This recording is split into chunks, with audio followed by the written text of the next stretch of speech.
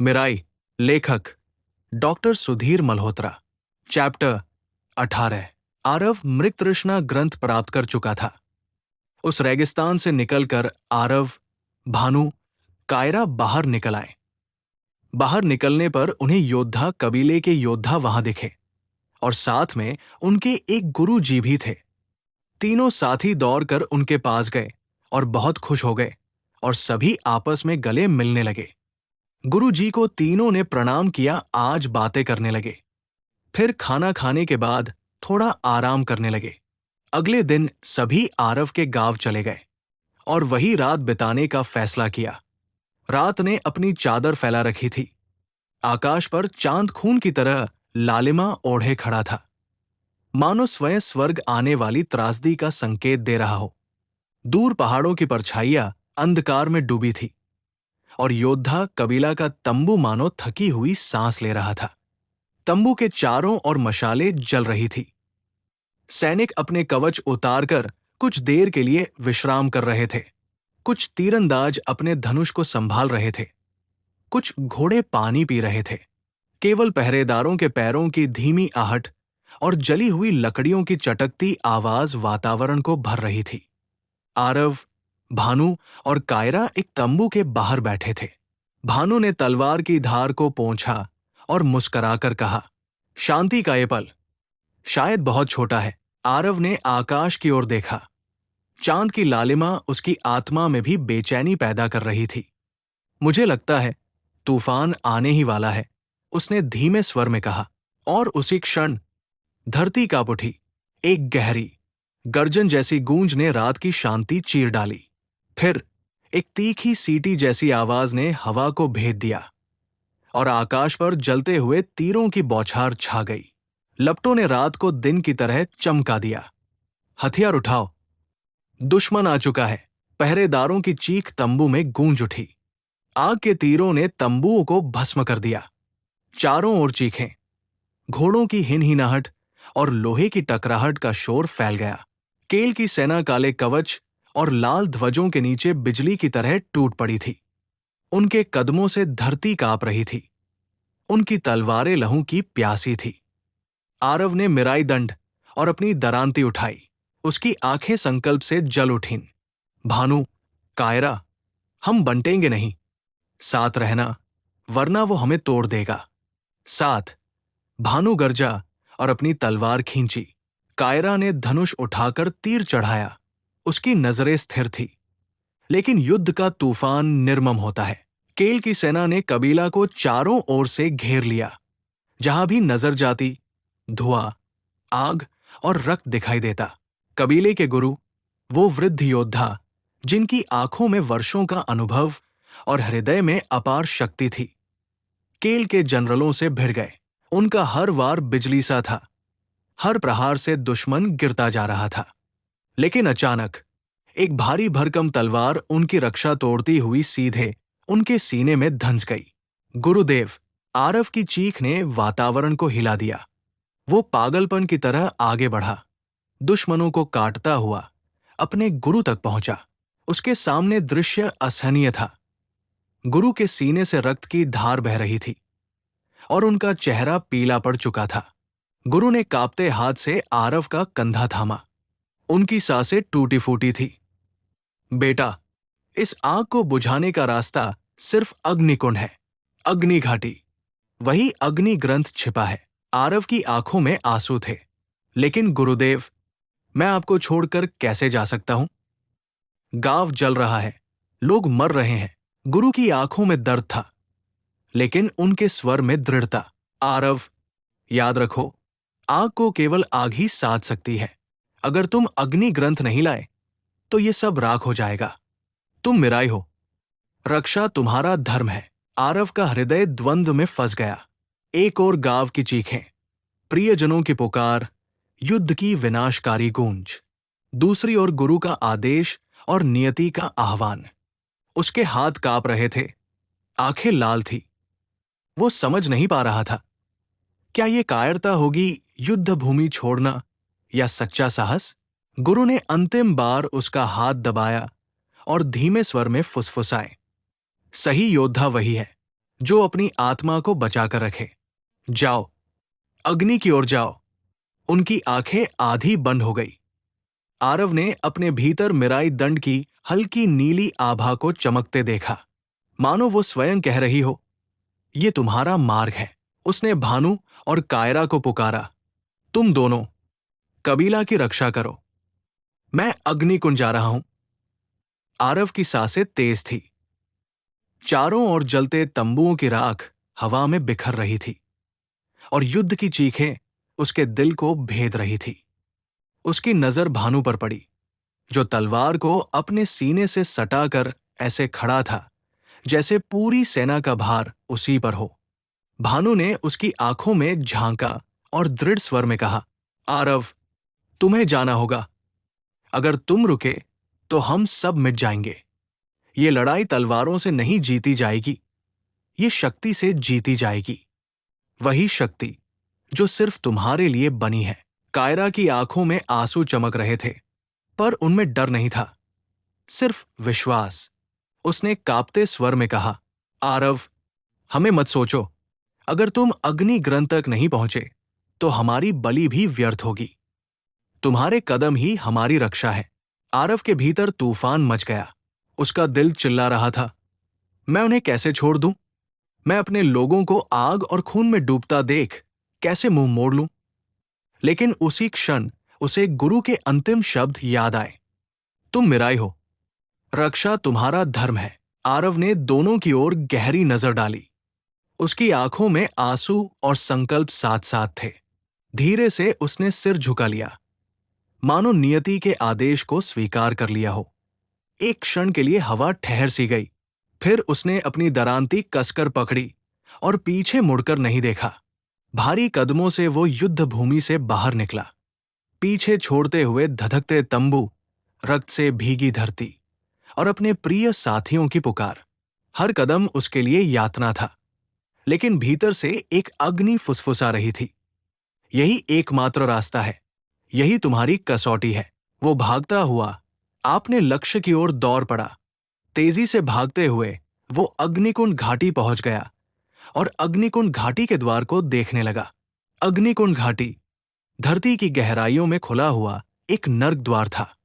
चारों ओर आग की नदियां बह रही थी, मानो लावा धरती की नसों से बहकर बाहर निकल आया हो। भाप और राख इतनी भारी थी कि हर सांस आरव के फेफड़ों को छील रही थी, जैसे पूरी घाटी आग के देवता का श्मशान हो। आरव ने कदम रखा और उसी क्षण धरती कांपी। लावा की धाराओं के बीच से अग्नि का एक विराट स्तंभ उठा और उसमें से प्रकट हुआ अग्नि रक्षक। वो कोई साधारण राक्षस नहीं था, बल्कि अग्नि का जीवंत अवतार। उसका शरीर लपटों से लिपटा हुआ, मांसपेशियां पिघले लोहे की तरह दमक रही थी। उसकी आंखें अंगारों के गोले थी, जिनमें देखना भी किसी को जला देने के लिए पर्याप्त था। उसकी गर्जना गूंजी, जो भी अग्नि ग्रंथ को पाना चाहता है, उसे पहले अपनी आत्मा की आग पर विजय पानी होगी। अग्नि नष्ट करती है, पर वही अग्नि रक्षा करती है। साधक तभी जीतता है जब वो अपने भीतर के क्रोध को साध ले। अचानक आरव के चारों ओर का दृश्य बदल गया। उसके सामने उसके ही योद्धा कबीले के साथी का भयानक दृश्य उभर आया। तंबू जल रहे थे, सैनिक और साथी चीख रहे थे, और उनके बीच खड़ा था केल, काले कवच में लिपटा, हंसता हुआ। आरव का दिल फट पड़ा। उसकी नसों में खौलता खून जैसे ज्वालामुखी बन गया। उसकी आंखें लाल हो गई, सांसें आग उगलने लगी। वो गरजा, केल, मैं तुझे राख कर दूंगा। उसने मिराई उठाई और पागलों की तरह वार करने दौड़ा, पर उसी क्षण अग्नि रक्षक ने अपनी हथेली उठाई। लपटों की दीवारें फटी और सीधी आरव पर टूट पड़ी। अग्नि ने उसकी त्वचा चीर दी, हड्डियां तक जलने लगी। आरव जमीन पर गिर पड़ा। दर्द इतना था कि वो चीख भी न सका। अग्नि रक्षक की आवाज गड़गड़ाहट की तरह गूंजी, क्रोध तुम्हें खा जाएगा। आरव, अगर तुमने इसे बोझ बनाया तो यही आग तुम्हें भस्म कर देगी। शक्ति पाने के लिए पहले अपने भीतर की ज्वाला को जीतना होगा। उसकी बातों के साथ ही भ्रम और भी गहरा हो गया। केल की हंसी गूंज रही थी, उसके साथी की चीखें उसकी आत्मा को चीर रही थी। आरव के सामने सबसे कठिन सवाल था, क्या वह अपनी क्रोध आग को काबू में कर पाएगा या उसी में जलकर मिट जाएगा? आरव अपने मन को शांत करता है और गुस्से को कंट्रोल करता है। उसका गुस्सा शांत होने के साथ ही वो आग से बना केल गायब हो जाता है। तभी चारों ओर फिर से लपटें लहराने लगी, धरती कांपने लगी और अग्नि से नई आकृतियां जन्म लेने लगी। धीरे धीरे आग ने रूप लिया। सबसे पहले उसकी मां का चेहरा उभरा, फिर उसके पिता की छवि और अंत में उसके घायल रक्तरंजित गुरु। वे तीनों एक साथ उसकी ओर बढ़े। उनकी आंखों में पीड़ा और पुकार थी, आरव, हमें बचाओ, हमें मत छोड़ो। आरव का दिल फटने लगा, उसके घुटने कांप गए, आंसू उसकी आंखों से छलक पड़े। उसने हाथ बढ़ाया, पर उसकी उंगलियां सिर्फ राख को छू पाई। उसने फुसफुसाया, नहीं, नहीं, ये सच नहीं हो सकता। पर उनकी चीखें और भी तीखी हो गई। मां का आंचल जल रहा था, पिता का हाथ खून से लथपथ था, गुरु का सीना अब भी उस घाव से बह रहा था जो उसने अपनी आंखों से देखा था। आरव के भीतर तूफान उठ खड़ा हुआ।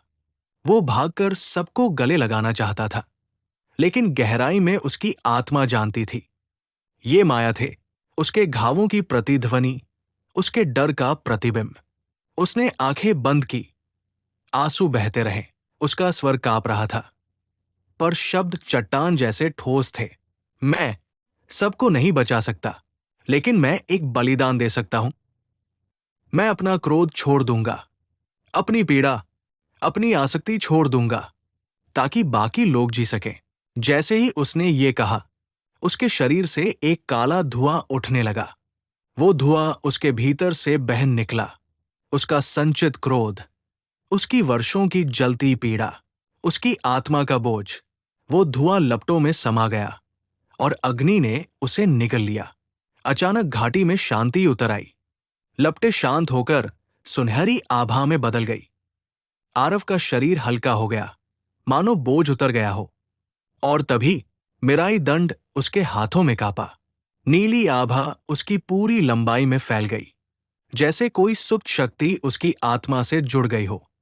उसके चारों ओर अग्नि की परतें खुली और दूर घाटी की दीवार पर चमकता हुआ प्रकट हुआ।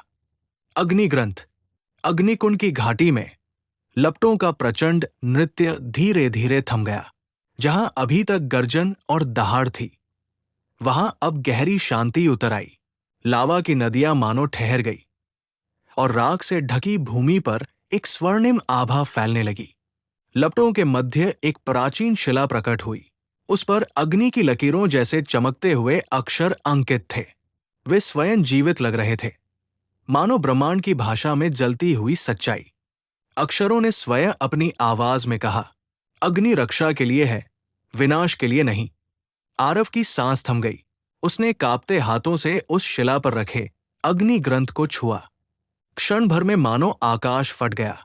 उसके शरीर में बिजली सी एक धारा दौड़ गई। नसें अंगारों की तरह जलने लगी।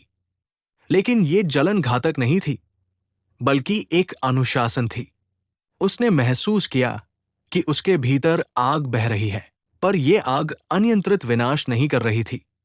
ये उसकी आत्मा के चारों ओर एक ढाल की तरह फैल रही थी, एक दीवार की तरह जो उसके साथियों की रक्षा कर सकती थी। आरव के हृदय की धड़कन अब लपटों के संग तालमेल बिठा रही थी। हर सांस एक ज्वाला थी, पर शांत, संतुलित, सशक्त। अचानक अग्नि के बीच से अग्नि रक्षक फिर प्रकट हुआ। अब उसकी आंखें पहले जैसी प्रचंड नहीं थी, बल्कि उनमें संतोष और गर्व की आभा थी। वो गहरे स्वर में बोला, अब तुम अग्नि के स्वामी हो, दास नहीं। अग्नि तुम्हारे आदेश पर बहेगी, न कि तुम्हारे क्रोध पर। याद रखो, सच्चा योद्धा वही है जो अपने क्रोध को तलवार नहीं, बल्कि भाल बना दे। आरव ने धीरे धीरे आंखें खोली। उसकी हथेली पर अग्नि की एक स्वर्णिम चिंगारी नाच रही थी। वो गर्म थी, प्रचंड थी, लेकिन उसकी इच्छा मात्र से वो अंगार बुझ भी सकता था और प्रचंड ज्वाला भी बन सकता था। उसने पहली बार समझा, शक्ति का सार विनाश नहीं बल्कि रक्षा है। और उसी क्षण अग्नि ग्रंथ उसकी आत्मा में समा गया, जैसे किसी सुप्त अध्याय को उसकी नियति ने खोल दिया हो। रक्त और धुएं से भरी रात में, जब हर ओर निराशा की चीख गूंज रही थी, तभी एक तेज आभा आसमान में चमकी। अग्निकुंड घाटी से लौटता हुआ आरव युद्ध भूमि पर उतरा। उसके चारों ओर अग्नि की लपटें थी, लेकिन वे उग्र और विनाशकारी नहीं, बल्कि अनुशासित, स्वर्णिम और दिव्य थी। मिराई दंड उसके हाथ में चमक रहा था। उसकी नीलीलाल आभा और अग्नि ग्रंथ की स्वर्ण शक्ति एक साथ मिलकर आकाश में ऐसे झलक रही थी मानो रात ने अचानक सूर्योदय का रूप ले लिया हो। भानु और कायरा लहूलुहान होकर अभी भी लड़ रहे थे। उनकी सांसें टूटी हुई थी, पर संकल्प अड़ेग। भानु ने कांपते स्वर में कहा, आरव, तुम लौट आए। कायरा की आंखों में आंसू थे, लेकिन इस बार वे भय के नहीं, बल्कि आशा के आंसू थे। गुरु जमीन पर पड़े कराह रहे थे। उनका शरीर रक्त से सराबोर था। फिर भी जब उन्होंने आरव की आभा देखी, उनकी म्लान आंखों में जीवन की एक लौ फिर जग गई। आरव ने कदम बढ़ाया। उसने अपना दंड ऊंचा उठाया और गूंजती आवाज में घोषणा की, ये आग नष्ट करने के लिए नहीं, ये रक्षा करने के लिए है। क्षण भर में उसके चारों ओर अग्नि का एक वलय उठ खड़ा हुआ। लपटें आकाश तक गई, पर उनमें कोई अराजकता नहीं थी। वे एक स्वर्णिम दीवार बन गई, मजबूत, अडेग, अजेय। उस दीवार के भीतर दर्जनों निर्दोष ग्रामीण, जिन्हें केल की सेना ने घेर लिया था, अचानक सुरक्षित हो गए। उनकी चीखें रुक गई। उनकी आंखों में भय के स्थान पर चमत्कार की चमक भर आई। ब्लैक स्वॉर्ड के सैनिक ठिठक गए। उनकी तलवारें कांप उठीं, क्योंकि उन्होंने पहली बार किसी आग को रक्षा करते हुए देखा था, न कि जलाते हुए। उनके बीच हलचल मच गई। ये कैसा जादू है? ये आग हमें छू भी नहीं रही। वह हमें रोक रहा है, पर जला नहीं रहा। और फिर भय ने उनका मन तोड़ दिया। वे पीछे हटने लगे। दूर एक ऊंचे टीले पर केल खड़ा सब देख रहा था। उसका चेहरा कठोर था, पर उसकी आंखों में एक अनचाहा भय चमका। वो अब तक आरव को केवल एक साधारण योद्धा मानता था, लेकिन अब उसके सामने एक ऐसा प्रतिद्वंद्वी खड़ा था जिसने क्रोध को शक्ति में और शक्ति को रक्षा में बदल दिया था। केल के होठों से एक धीमी फुसफुसाहट निकली, तो यह है तुम्हारा अगला रूप, आरव। लेकिन याद रखना, मैं अंधकार को और गहराई तक ले जाऊंगा, और अगली बार ये आग भी तुम्हें नहीं बचा पाएगी। उसकी आंखों में पागलपन और महत्वाकांक्षा की नई ज्वाला भड़क उठी। वो मुड़ा और अंधेरे में गायब हो गया, शायद किसी और भयावह अनुष्ठान की ओर। युद्ध भूमि पर अब शांति छा चुकी थी। आग की स्वर्णिम ढाल धीरे धीरे बुझ गई। आरव ने घुटनों के बल गिरते हुए गहरी सांस ली। कायरा उसके पास दौड़ी और उसका हाथ थामा। तुमने सबको बचा लिया, आरव। भानु ने मुस्कुराकर तलवार जमीन में गाड़ दी और साबित कर दिया कि तुम सिर्फ योद्धा नहीं, तुम मिराई हो। गुरु की आंखों से आंसू बह निकले। उन्होंने कांपते स्वर में कहा, आरव, तुमने क्रोध को जीत लिया। अब तुम्हारा मार्ग और भी कठिन होगा, क्योंकि केल हारकर और खतरनाक हो गया है। उस रात से आरव सिर्फ योद्धा नहीं रहा, वो लौ बन चुका था, जो जलाती नहीं, बल्कि अंधकार के बीच रक्षा करती है। युद्ध भूमि की राख पर लहूलुहान सैनिकों की चीखें अब धीमी पड़ चुकी थी, पर उस शांति के पीछे एक गहरी अंधेरी गर्जना उठने लगी। केल का क्रोध। केल फिर से वापस आ गया। वो एक ऊंचे चट्टानी टीले पर खड़ा था। उसके चारों ओर हवाएं घूम रही थी, मानो स्वयं अंधकार उसकी आज्ञा का पालन कर रहा हो। उसकी तलवार, ब्लैक फैंग, अंधेरी ऊर्जा से कांप रही थी। केल ने अपनी तलवार आकाश की ओर उठाई। क्षण भर में आकाश काला पड़ गया। चांद लाल हो गया। हवा में राख और काले धुएं के बवंडर उठे। उसने अपने जनरलों को आदेश दिया। उसकी आवाज किसी गुफा में गूंजते शून्य जैसी थी। आरव ने अग्नि पाली है, इसका अर्थ है उसने आग को साध लिया। अब समय है कि हम उस शक्ति को साधें जिसे स्वयं देवता भी रोक नहीं पाए। काल ग्रंथ, उसके चारों ओर खड़े उसके योद्धा और जादूगर झुक गए। वे भयभीत भी थे और मंत्रमुग्ध भी, क्योंकि उन्होंने केल की आंखों में वह चमक देखी थी जो किसी साधारण योद्धा की नहीं, बल्कि उस व्यक्ति की थी जो स्वयं नियति को तोड़ डालना चाहता था। उसी क्षण राख और अग्नि की दीवार के पार आरव खड़ा था। उसकी आंखें थकी हुई थी, पर उनमें नई शक्ति का प्रकाश था। उसने दूर से केल को देखा और उसी क्षण दोनों की निगाहें आपस में टकराईं। समय ठहर गया। चारों ओर का कोलाहल, सैनिकों की चीखें, आग का शोर, सब मौन हो गया। सिर्फ दो आंखें, एक धधकती हुई अग्नि की तरह, दूसरी बर्फसी ठंडी गहराई में डूबे अंधकार की तरह। केल की दृष्टि में उपहास था। तुमने अग्नि पाली, पर अब अग्नि भी समय के सामने राख बन जाएगी। आरव की दृष्टि में संकल्प था। उसका हृदय फुसफुसा रहा था। तू चाहे काल को ही क्यों न साध ले, मैं उससे भी आगे बढ़ूंगा। ये युद्ध अंत तक लड़ा जाएगा। उस रात जब धुआं आकाश को ढक रहा था, दो नियतियां आपस में भिड़ गई। आरव रक्षा और जीवन की अग्नि के साथ, केल समय और मृत्यु के अंधकार की ओर बढ़ता हुआ। युद्ध अभी समाप्त नहीं हुआ था। ये चैप्टर यही समाप्त होती है। यदि आपको कहानी अच्छी लग रही हो तो लाइक, शेयर, कमेंट और सब्सक्राइब जरूर करें, और हमारे प्लेलिस्ट को एक बार जरूर विजिट करें। आगे के चैप्टर के सारे अपडेट पाने के लिए बेल आइकन को जरूर दबाएं। धन्यवाद।